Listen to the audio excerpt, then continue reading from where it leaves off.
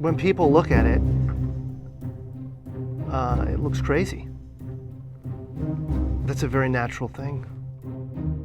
Sometimes when we look at it, it looks crazy. It is the result of reasoned engineering thought, but it still looks crazy. From the top of the atmosphere down to the surface, it takes us 7 minutes. It takes 14 minutes or so for the signal from the spacecraft to make it to Earth. That's how far Mars is away from us. So when we first get word that we've touched the top of the atmosphere, the vehicle has been alive or dead on the surface for at least 7 minutes.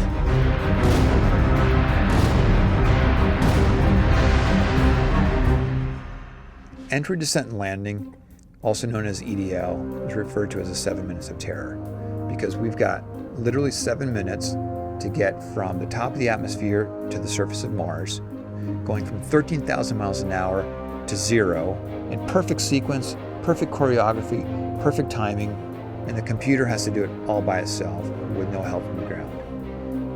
If any one thing doesn't work just right, it's game over.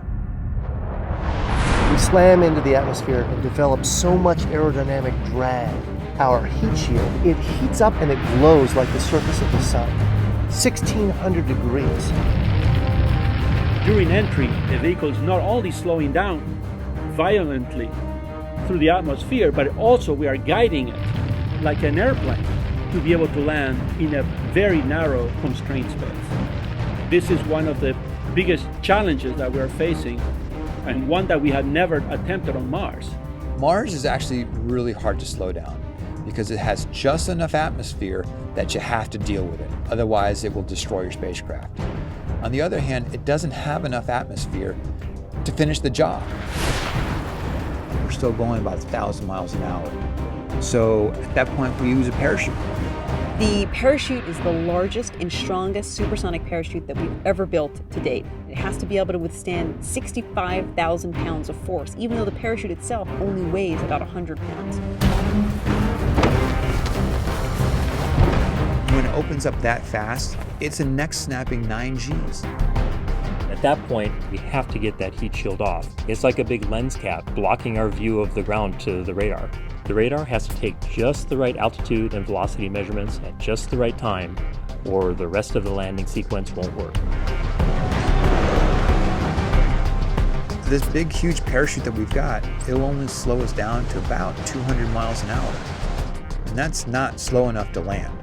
So we have no choice, but we've got to cut it off and then come down in rockets. Once we turn those rocket motors on, if we don't do something, we're just going to smack right back into the parachute. So the first thing we do is make this really radical divergent maneuver. We fly off to the side. Diverting away from the parachute, killing our horizontal velocity and our vertical velocity, getting the rover moving straight up and down so it can look at the surface with its radar and see where we're going to land. And we head straight down to the bottom of a crater, right beside a 6-kilometer high mountain. We can't get those rocket engines too close to the ground, because if we were to descend propulsively with our engines all the way to the ground, we would essentially create this massive dust cloud. That dust cloud could then go and land on the rover. It could damage mechanisms and it could damage instruments.